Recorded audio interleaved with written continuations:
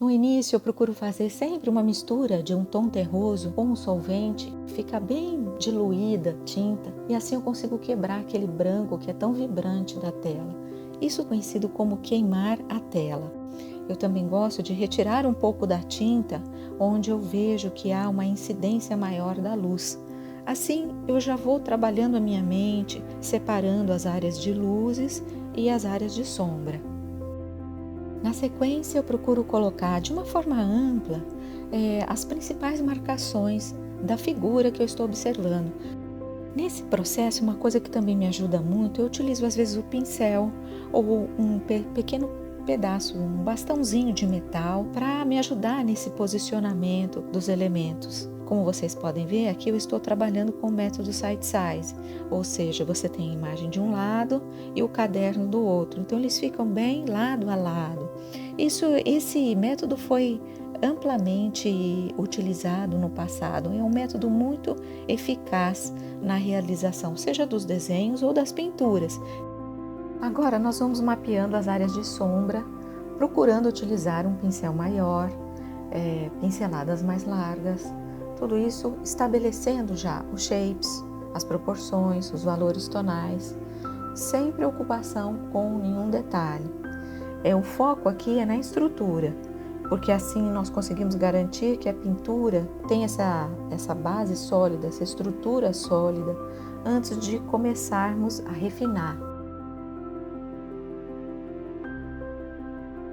Bom, a questão aqui da valoração ela é fundamental. Qualquer trabalho de arte, de pintura, desenho, a gente tem que estar muito atento a isso.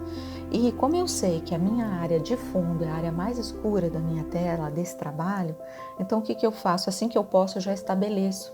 Eu já vou escurecendo essa parte do fundo, porque quando eu faço isso, eu tenho um parâmetro daquilo que vai ser mais escuro no meu trabalho, entre área de sombra, área de luz, você já vai estabelecendo essas diferenças. E você tem tanto o ponto luminoso quanto o ponto mais escuro, você tem esse parâmetro já.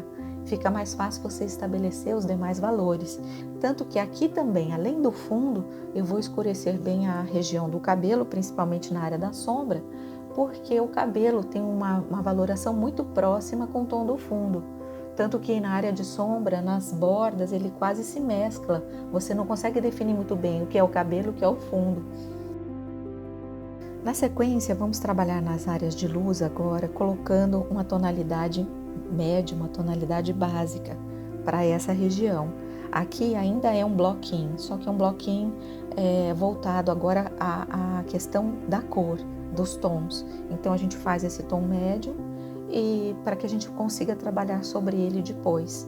Mas é um tom que é básico e que deixa já, né, a sua figura meio que definida em termos de tonalidades, áreas de luz, como eu disse, e áreas de sombra já com cores. E a partir daqui, então, nós vamos seguir adiante acrescentando detalhes, acrescentando futuramente a finalização e assim por diante. Bem, voltando para a área de sombra, acrescentamos algumas variações já. Tonalidades mais escuras, variações, tonalidades que se referem à luz refletida. Já podemos também estabelecendo essas diferenças de valores.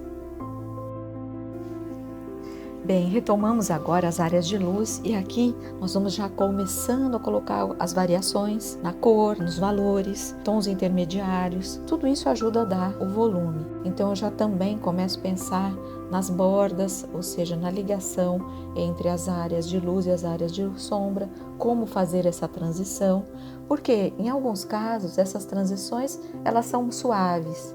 E em outros casos, nós temos transições que são mais abruptas, elas são mais firmes, então você tem que fazer marcas mais firmes. Tem menos ou praticamente não tem uma gradação entre o lado da sombra e o lado da luz.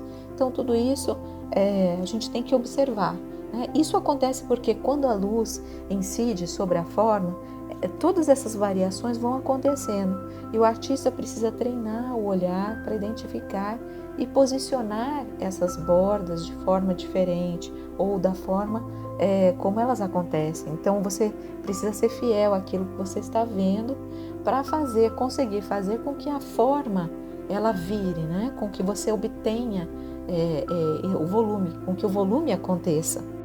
Segue agora o resultado para vocês. E se você gostou, dê um like, compartilhe e se inscreva no canal. Muito obrigada e até o próximo trabalho.